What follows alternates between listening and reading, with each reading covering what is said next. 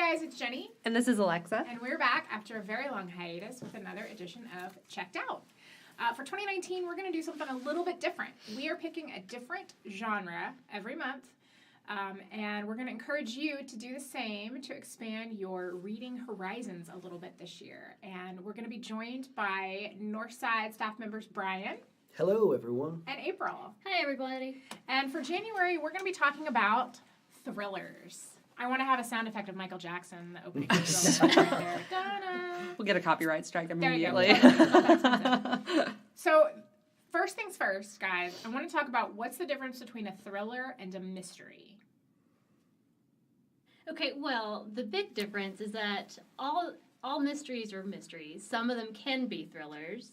So some thrillers are mysteries, but not all thrillers are mysteries. It's just about that feeling of being on the edge of your seat the entire way through the story. It's like you get to the end of a chapter and you're still on a cliff and you can't stop reading because you don't have that resolution. Whereas some mysteries don't really have that kind of fast-paced beat, so you can put them down.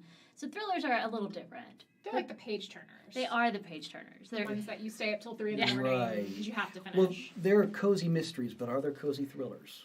No. I can't think of Not that I one. can think of. I don't think No. that typically cozy mysteries tend to be fast-paced Right, stories. right. They're not Really. usually thrillers, those cozy mysteries. Yeah.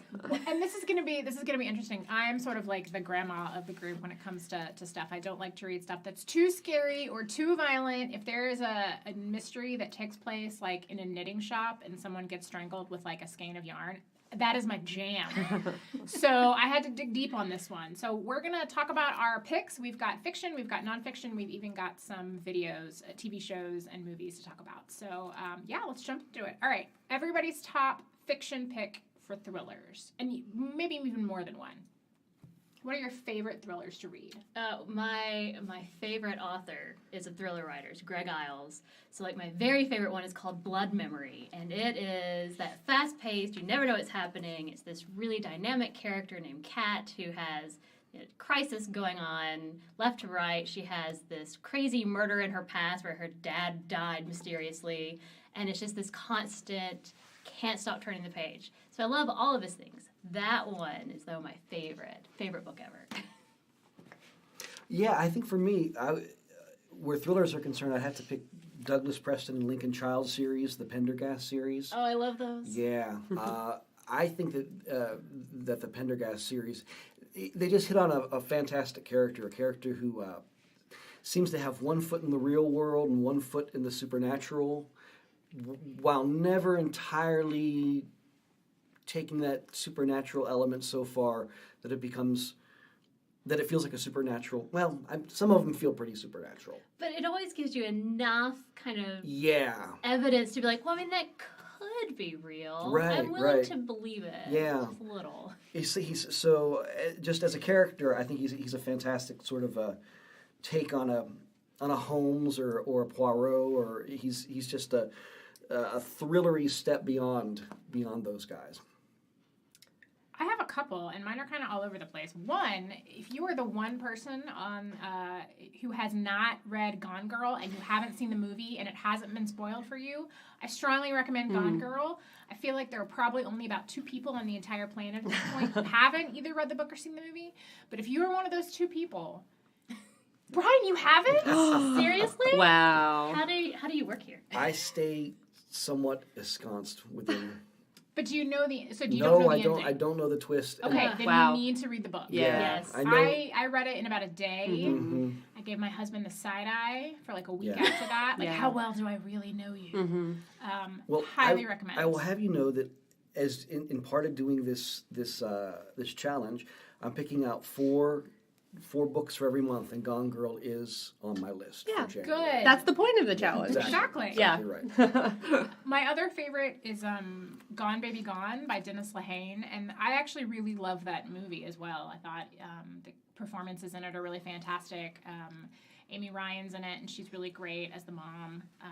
It is about a girl who goes missing and the hunt to find her. A little girl goes missing. There's a twist in that one as well. I love the writing. Dennis Lehane, again, you just keep turning the pages. And like I said, the movie is really good as well. And then kind of as a slightly change of pace. There's an author who writes not really teen. I guess we should be more young adult fiction, and then some purely adult fiction. Megan Abbott, and she wrote a book called Dare Me. Mm-hmm. It's kind of like Bring It On meets Fight Club. And that's a really good way to describe it. It really is. It's about high school cheerleaders, but it does not feel like a high school novel in the slightest. It's about sort of their inner world and jealousy and betrayal, and there's a murder, and it's just really great read, and it's a fast read, and it's a lot of fun. So for me, thriller is not really my genre that I typically go to, but I will say that when Gone Girl, before the movie came out, when the book came out, and it was like becoming this huge phenomenon, there were like 100+ holds on the book here at the library. I finally got my hands on Gone Girl. I took it home. Like Jenny, I read it in probably about a day, and then I checked out Dark Places, and then I checked out Sharp Objects, and I read all 3 of Gillian Flynn's novels in the span of like 4 days. And let me tell you, Gone Girl, not Gone Girl, yes, Gone Girl is probably the least dark of her stuff. Sharp Objects is, whew. I thought Dark Places was the darkest for me. Yes, probably is. Dark Places was a rough one for me. I really like Sharp Objects. Dark Places is probably my favorite. It is brutal, really intense. I know there's a movie version of that one as well. Charlize Theron plays the main character. I don't think anybody really saw it. No clue if it's good. I would never actually watch that movie. It was hard enough to read the book. But when I was reading Dark Places, Jenny talked about looking at her husband sideways while reading Gone Girl. I was in the climactic scene at the end of Dark Places. If you've read the book, you know which scene I'm talking about. My husband walked in from his shift at work in the middle of me reading that book. It was like 12:30, 11 at night. I threw the book at his head. It was terrifying. It was the worst thing he's ever done to me, and I don't know why he wouldn't consider my emotional well-being before he walked into his own home. Agreed. It was really, really inconsiderate of him. I mean, he should always be aware of what you're reading. Exactly. And be prepared. He should know at any time that I could be in a really fragile mental state from a novel that I'm reading. And that's why I typically don't read thrillers. Because that's what it does to me. And in fact, I'm currently reading Michelle McNamara's I'll Be Gone in the Dark about the Golden State Killer. Yes. Which happens to be Whodunit Murder Mysteries book for the month. So join us for Whodunit. Plug. Shameless plug. That's our book club at Northside. It's a mystery book club that takes place on the last Tuesday of the month. Last Tuesday of the month. That's right. You can join us for dessert and a good discussion about a different mystery novel each month. And so this month is I'll Be Gone in the Dark. And now I know that after this book was published, they captured the Golden State Killer. We know who it is. But I am reading this book, and it's, he creeps into people's houses, and he just kind of is there, and people don't know it.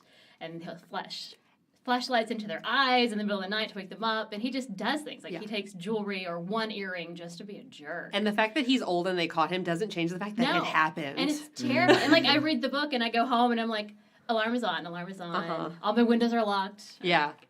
It stays with me. Did she help find him in the search? The police deny that she did anything. I think, but her constant bringing it up and talking to the people, and I think that had to help. Yeah. To keep them, to make them keep looking, because it ended up being a weird DNA thing. It did, yeah. It was he had a relative who did 23andMe, and that's how they found him. No, it's not 23andMe. Was it a different They had taken their DNA results and put it on, a third-party website. Oh. So they could try and connect. But it was with because people, his relative did one of those, right? Because they had done one, but then uploaded it to a third-party website. Got it. 23andMe does not sell your DNA. It's fine. Got it. It's safe. I just knew that somebody had partaken in one of those. And it was like a third cousin or something. Yeah. So that became like the initial suspect or something, and then they realized that couldn't be. And so they actually had someone else in mind, and they realized he was never in the area at the time, and so then they're like, oh, well, here's this other guy who actually was in the area. It's like, oh, it's this guy. And not only that, it was he was a cop at the time, and they caught him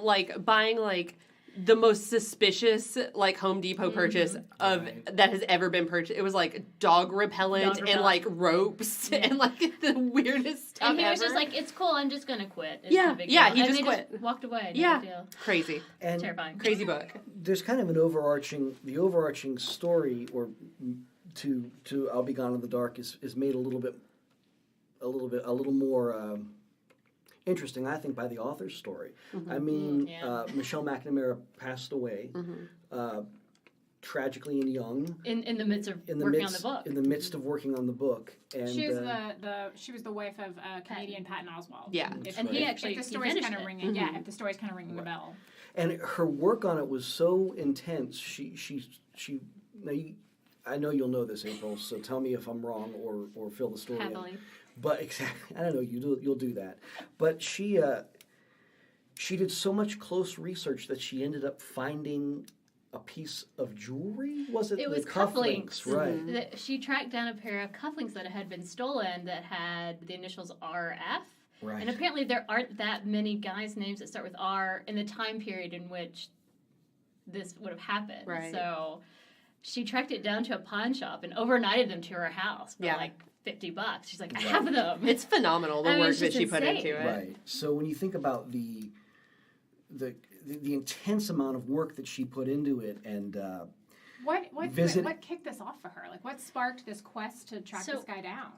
She's always loved true crime. Apparently, she had a neighbor when she was a kid. This is like in the very beginning of the book. That was on a jog and was just drug into an alley and had her throat slashed and died. Yeah, and it was like right it next was to her house Yeah, when she was a right kid. next door. And so it stayed with her. And until that point, she'd never paid any attention to mysteries or true crime. But that started it. And in her mid-30s is when she started doing like a true crime blog. And she's the one who writing coined things. the name, the Golden State Killer. Before that, it was just like this kind of like, people Hurons. thought maybe it was a different people. East or Area Rapist / Original Night Stalker / all Exactly. these other people. Yeah, she put a lot of work into it, which is kind of crazy when you realize that the police like don't give her any credit at all. It's just like she helped. Like, I guess they don't want to encourage us lay people to go solving mysteries, but I will solve Which? John Benet Ramsey. man, if somebody could, that would be something. My favorite nonfiction thriller is In the Garden of Beasts by Eric Larson, and it is the story of the American ambassador to Germany right before World War II. He's this mild-mannered English or history professor who gets sent with his family. He's got 2 grown-ish children, and at first everything's great. Berlin's very pretty. Everything seems lovely. They're told, kind of keep an eye on things. This Hitler guy, we're not really sure about him. And then it just gets darker and darker. And the way that the book is written and the tone of the book gets darker as stuff ramps up in Germany and as activity ramps up, and it ends right around Kristallnacht, and they have to essentially flee. But his daughter, for a while, dates a really high-ranking SS officer. He's writing these letters home to Roosevelt, going, please, please, please, let me come home. This is not safe for my family. Roosevelt thinks he's on the verge of a nervous breakdown and lets him just come home for like a sabbatical, and then is like, no, you have to go right back. And he's like, you don't understand, this is terrifying. But it's a really good look at how Nazism rose to power and how it got to the point where we were in the middle of a world war. And you see that it's not it's not an overnight thing. It's a very slow and deliberate buildup of activities that lead to the horror of the Holocaust. But I highly recommend it if you're at all interested in history. It's a great read. Eric Larson has written a lot of wonderful books. And The Devil. I was going to say, he did Devil in the White City, which is amazing. It's a really good one. I have another fantastic one about the first World's Fair in Chicago and H.H. Holmes. H.H. Holmes. But his books, they're nonfiction, but they read like a really great thriller. So highly recommend that one as well. So on the theme of nonfiction thrillers, I really, really love this book. It came out a year or two ago. The Fact of a Body, Murder and a Memoir by Alexandria Marzano-Lesnevich. I don't know if anyone else read that. April? I've read pieces of it. Oh, okay, yeah. It's It's wonderful, really dark. Obviously, it's like a true crime memoir, basically. I think the subtitle is A Murder and a Memoir. It is told in 2 stories simultaneously. It is the story of Alexandria, who is a grown woman and a lawyer, and she is assisting this case of a man who murdered a child, basically. And she also tells the story simultaneously of her own childhood, which was not ideal. She was abused as a child. And so there are parallels of her own life and her own story that are reflected back at her as she's attempting to defend this man who is guilty of a lot of things that were done to her as a child. She's just a beautiful writer, wonderful writer. It's tough material, but it's really, really well done. And the way that she frames it, making the decision to tell the two stories parallel to one another, really does kind of keep you on the edge of your seat, makes you want to keep reading, even though it is such challenging material to get through, which I think is really what you look for when you're looking for a thriller, particularly a nonfiction thriller. You want something that will keep you guessing, keep you going, and keep you interested. And make you check under your bed for killers. Exactly, yeah. That's That's my takeaway in all of this. is that- pretty much, yeah. These books will make you very paranoid. If you don't need to watch an episode of Project Runway before you go to bed, you're not doing it right. That's how I'm doing my life. Yeah. I have the first 2 seasons of Project Runway on DVD. Those were the best seasons. They really are, and you can't get them on thrillers in their own Hulu. right. Yeah, you know, I mean, you just never know what's going to happen. Santino is really threatening in that second I season. forgot about Santino. Andre, where's Andre? This is not a Project Runway podcast, but maybe April and I could look into that. You never know. Brian, what are your nonfiction recommendations? My nonfiction pick ended up kind of backfiring on me a little bit because in the long run, I think it's almost the opposite of a thriller.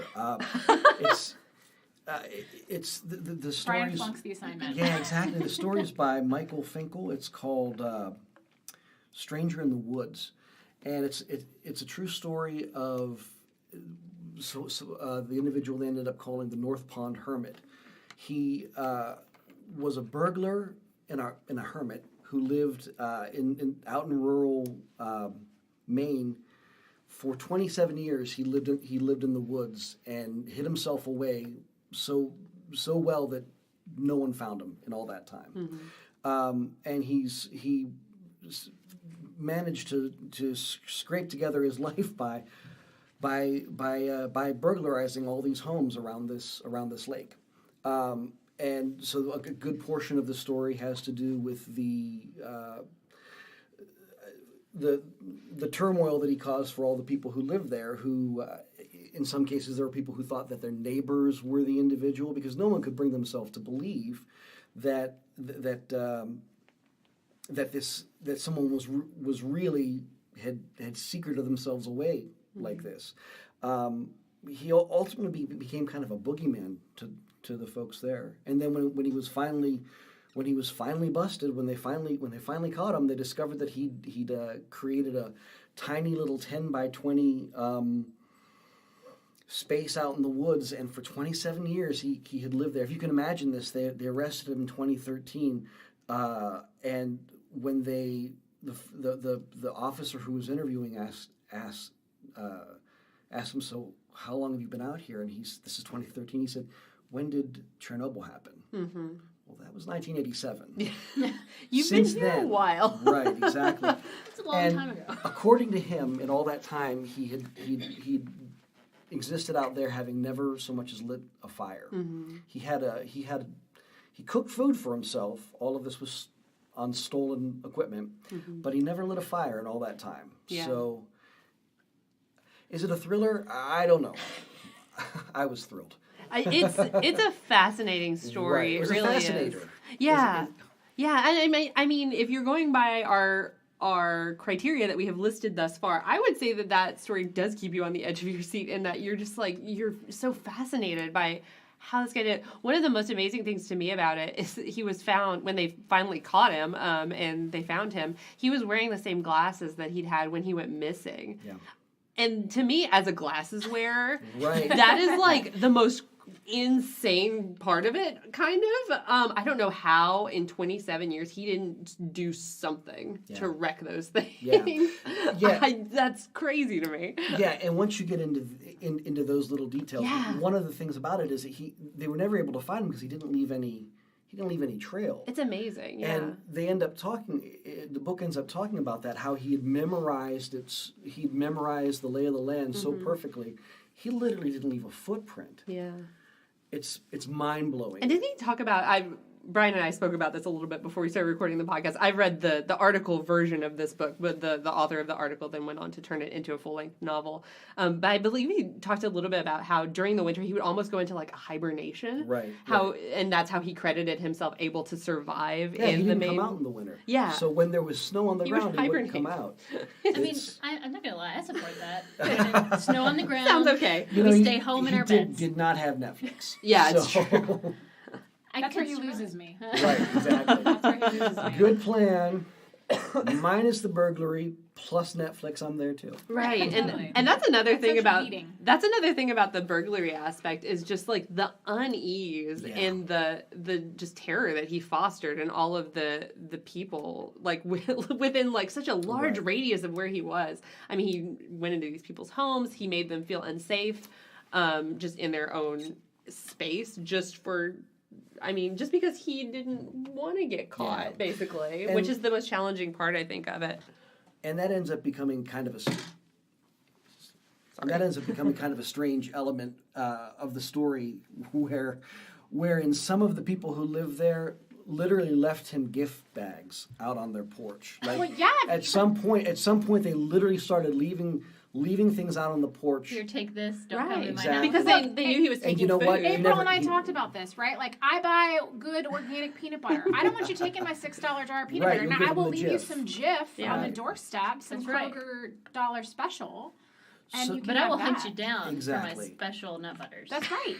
So some of the folks here who live there seem to, I don't want to say take it in stride, but take it in stride. Whereas there were other people they talked to in the book who said that I hate this man and I'll hate him forever Yeah, because of the peace of mind that he took from me. exactly. I mean, when It's hard to imagine. it really is like when you read it and it's a fascinating story and like it's amazing that he was able to live out there for 27 years. But when you think about like coming home to your own house and just like things have been moved and something that you knew was there when you left is gone now, like that's a terrifying feeling. Yep. It's just like completely like gives me the heebie-jeebies to even think about it. It's gross. Speaking of articles that are great reads that will give you the heebie-jeebies, a favorite of mine from November of this past year, you can find it online.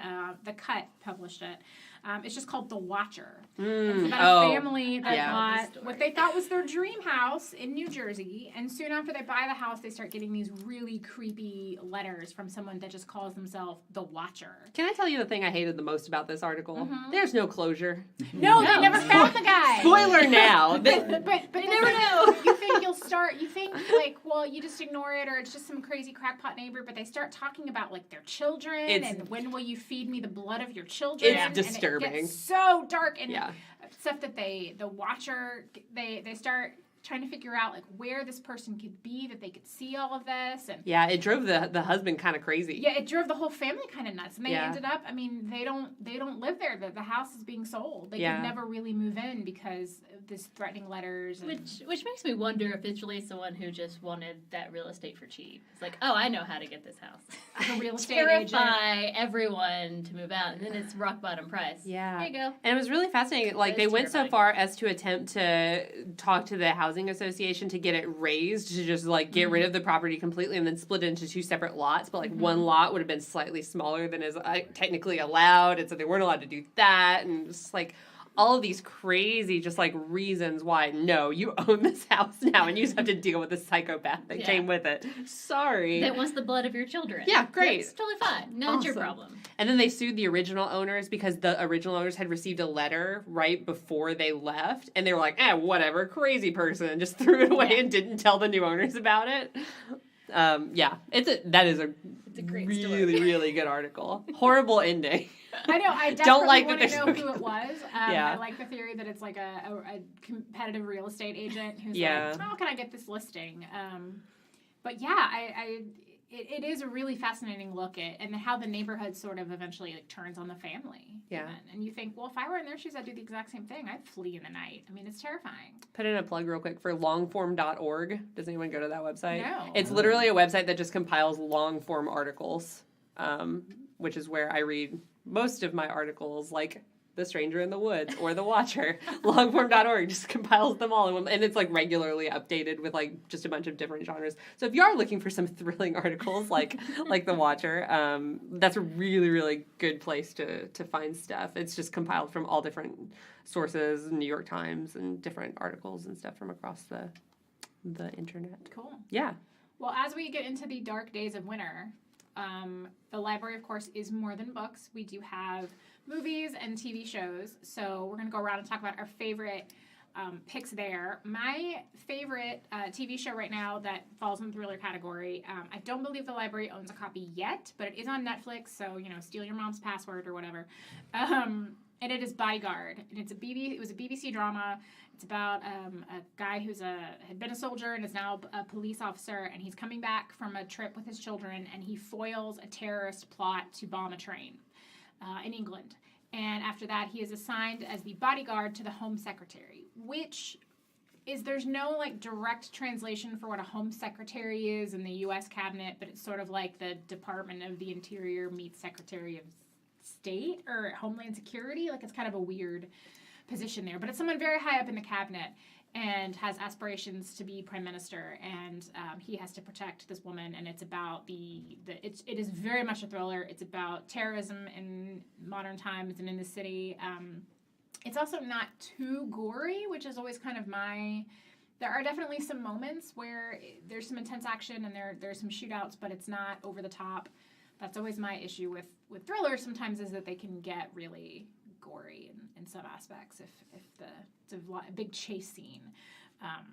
And then my last recommendation, and I stand by this, the internet said it was a thriller, and I'm going to go with it, National Treasure, which I find to be one of the most underrated films of our time. Extremely thrilling. Right? People are really hesitant to tell me books that they sort of deem as quote-unquote bad or kind of junk food fiction, because they think that as a librarian I'm really judgy. I have read Da Vinci Code. I enjoyed the Da Vinci Code. I saw that in theater. It's a fun beach read. And I would say that National Treasure is up there in the same category, but for movies. It's fun, it's fast, it involves the Declaration of Independence, it's got Nicolas Cage. I don't know what else you need. There are maps, there are codes. Angelina Jolie's dad is in it. His name escapes me right now, but John Voight. John Voight, yes. Fantastic film. So much fun. They made a sequel. I need there to be a third one in the trilogy. So definitely National Treasure. But you had me at maps. Right. And the great line where the worst dad joke of our time, when Nicolas Cage says, and you know what's in the preservation room, meaning the room where they preserve America's documents, and the sidekick says, delicious jams and jellies, and I giggle every time somebody mentions canning or preserving now to this day. Okay, well, for me, my go-to thriller TV show pick it's a little older. The show's already over, but it was Pretty Little Liars. I love that show so much. I've watched it all the way through at least 3 times because there's something magical about 4, really 5 teenage girls that are best friends, and everything is great. They have the strong friendship that you have when you're 14 and stupid. And one night their best friend goes missing, and it tears them apart. And so most of the story really starts a year later. She's been missing for an entire year, and they suddenly start getting text messages from their best friend who's been missing. And so they think she's back. And it's just, every episode is just like a good thriller. It ends on a cliffhanger that you just need, I just need to watch one more. And all my friends who made fun of me for watching it, I'd be like, just watch the first episode. And then they were hooked, because you just can't stop. It's so wonderful. I know several people who think that they'll think it's oh, that's a show for teens. Then you watch one episode and you're like, it's like Riverdale. Once you start, man, you cannot stop. Yeah, Riverdale. It's yeah, a good I was going to say, one. speaking of Riverdale. Speaking of Riverdale, I was hesitant about it until I had watched The Chilling Adventures of Sabrina. Oh, so you got into it recently. Yeah, I watched all of the Sabrina before I started watching Riverdale. Nice. But someone was like, oh, no, that first season is about, it's a murder mystery. And the second season's a serial killer. Yeah. And sold. And Sign me up. done. Yeah. Yeah, I was going to say Riverdale would definitely be my pick. haven't watched tons of TV shows and movies in the last year. But Riverdale is one that I'm a little bit behind on, unfortunately, but I was super into it when it first came out. I'm a big Archie Comics nerd. I know that makes me super cool that I was into Archie Comics before Riverdale came out. But I was super excited when I heard that they were turning Archie Comics into a TV show. It's done by the showrunner is the author of the Afterlife with Archie comic books. Right. Not to butt in, but Yeah. butting in. No, please do. Archie Comics have had kind of a revival They're like over the last in a few renaissance. years. Right, It's yeah, phenomenal. And It's not really like fun. the Archie of like the bazooka gum. I mean, those still days. exist for sure. Sure, Um, like the really like happy 50s Yeah. kind of happy days. No, existence. But there's I, a darker version of them now. I read the first volume of Afterlife with Archie, and I had to put it down. I was just like, "That's too much for me." Was it really? It was a lot. There's a lot of zombies going on in that. Chilling Adventures with Sabrina, the comic as well, is pretty dark. It's also done by the same author. His name is escaping me. Aguirre, I think is his last name, something like that. Archie Comics kind of going through a renaissance right now. Riverdale is itself a comic series at this point. The TV show is very much a thriller. The first season is a delight. Yes. If you like kind of pulpy, just like fun, don't have to think about it too much. Cole Sprouse is on the show. Yeah, One of which, if you want to feel old, Great. The little boy who was in Big Daddy, Yeah. he was on Friends, he was Ross's son. He's Jughead. Sweet Life of Zach and Cody. That would be the one. Babysitting in the late 90s, which I was. Yeah, so he's a grown up now, and he plays Jughead. plays Yep, Jughead. he's Jughead. That's a really great one. And I don't know that Chilling Adventures is premiere. That would probably be classified more no. as horror than It is, thriller. but it's in that horror thriller line in the same way Yeah. that, like the Pendergast novels It are. kind of It's that blurs. kind of And place. it's got little Sally Draper, who's It over in does. it now as well. Yeah. But I mean, it's good. It has those funny moments that kind of lighten the darkness. Yeah. Yeah, and Riverdale's the same way. It's very it knows what it is. Yeah. Like Riverdale's under no under no delusions of what's going on that show. Riverdale feels like it's in the same vein kind of that Veronica Mars was. Yeah, It it's very knows- self-aware. It's very self-aware. It knows what it's doing. Yeah. Yeah. Which Veronica Mars is coming back. Yes. I feel it. Just a plug. for Didn't those it who already love come it. back? As a movie. As a movie, it's coming okay. back as a TV show. It's as like well. every time I turn around, I feel like Veronica Mars is coming back. It's like I never watched it. Did so. she ever really leave? That's a good question. I mean, she's on the Good Place now, right? That's right. That's right. So if I had to pick a TV show, the one that keeps coming to mind for me, and I was glad you did one that was over and done, because this is over and done, and I feel like people might be kind of really over it. It seemed to stumble towards the end, but I recently just finished Dexter. Oh, And yeah. When Dexter first came out, I remember thinking that was one of those shows, that was one of those stories that had such a great hook, you know. A serial killer who just kills bad people, right? Yeah, exactly. That's right. Some writers are really good at, like Stephen King. He always have a hook that seemed obvious. Like, why hasn't somebody already done this? But yeah, so I recently rewatched Dexter, all 8 seasons of it. Wow. I actually ended up enjoying the final seasons. I liked it. It was I think that some of the viewership was they were a little torn on that, but I don't think, I mean, how many series after 8 seasons end and everyone agrees that was just the right way to do it? Is John Yeah. Lithgow? He's in later episodes, right? He's in one season. He's in like the Okay. middle. Yeah, I was he's gonna jump in and say that the John Lithgow arc is the only bit of Dexter I have ever Yeah. seen in my life. Can't for the life of me remember why I just watched the John Lithgow arc in Dexter. Because but John Lithgow needs to be in everything. I love Yeah. John Lithgow, I guess, but I have seen that and it was really good television. Yeah. That's good stuff. And I am going back though. I'm going to go back and watch Twin Peaks, and I feel like Twin Peaks needs to have a revival, even though I guess it technically had one. It's like, didn't it That's just have true, one? yeah. A couple Yeah, years ago? I know, but I only know I the never Psych get- episode that is a spoof of Yes, Twin Peaks, which is great. which is a fantastic episode. if you Dual like Spires. I think- Spires, yeah. I think Twin Peaks is one of those things that it's almost a you had to be there sort of a thing. You had to be there in the early '90s when there were just three. There was television and some cable, but television was just 3 channels. And everybody watched the same thing. Everybody and talked watched about those it. 3 channels, and on one of them, for whatever reason, they saw fit Just to give David Lynch a television show. and we just keep doing it. Yeah. It just keeps getting weirder. I'll always remember that as seeming really almost surreal.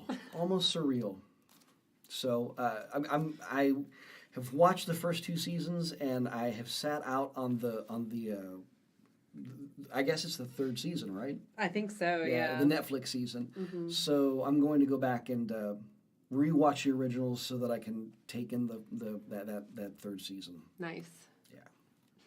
All right. Well, those are our picks for thrillers. Do we want to tell everybody what's up for the month of February? Yeah, absolutely. So in February, we're going to be looking at, you might have guessed it, romance. So you can get your picks ready ahead of time. I would invite anyone who's interested in Reading along with us. in reading along with us. Come on into the branch. We have a calendar. Can I go through the calendar? Yeah, please do. Go okay. ahead. So February's romance. February, we'll be doing romance. In March, this will be science fiction. Mysteries are for April. April's favorite. It's my favorite. That's why. That's my birth month. We get to do my favorite. In May, we're looking at westerns. Then in June, we're going to be doing inspirational fiction. July will be urban fiction and fantasy in August. Then September, we're going to do young adult. Now, we have a young adult pick just every month, and young adult is one of those. It's not necessarily a genre as much as it is a take on every genre. Yeah. But we did want to give it its own month. Then in October, we're going to do horror. Historical fiction will be November, and by December, we'll all be exhausted, and so we'll want to do graphic novels. With pictures, and we'll go in thinking that'll make it easy, and then we'll pick Fun Home or something. Yeah, I was going to say there's some challenging stuff out there. Exactly right. So, anyone listening to this, if you don't normally come into Northside, come on by and pick up a calendar. Talk with us. We're going to try to have book recommendations out all through the year, and if you have, if a month comes up where there's something that you're passionate about, come in and talk with us about it, and we'll put your recommendation out. This is a chance for you to. Yeah, you can contact us on the website as well. Exactly right. There's an option to contact us, and I think there's even one for specific locations. So you can shoot one to Northside. All of those go right to me, and tell me what you like, and say in Mystery Month, if you don't talk about X, I will riot. Something along those lines. We do not want to cause the lone book riot of That's right. Lexington Of history. 2019. That's right.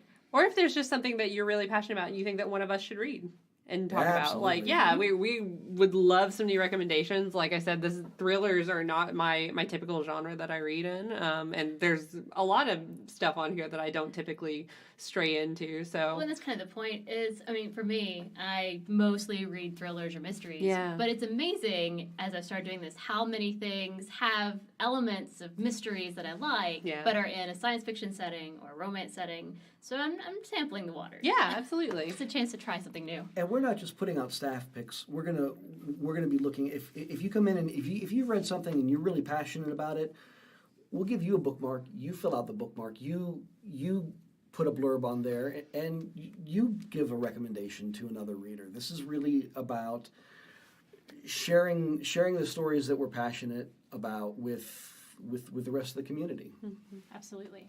So come back in February and join us as we talk about romance. Thanks, guys. Thanks.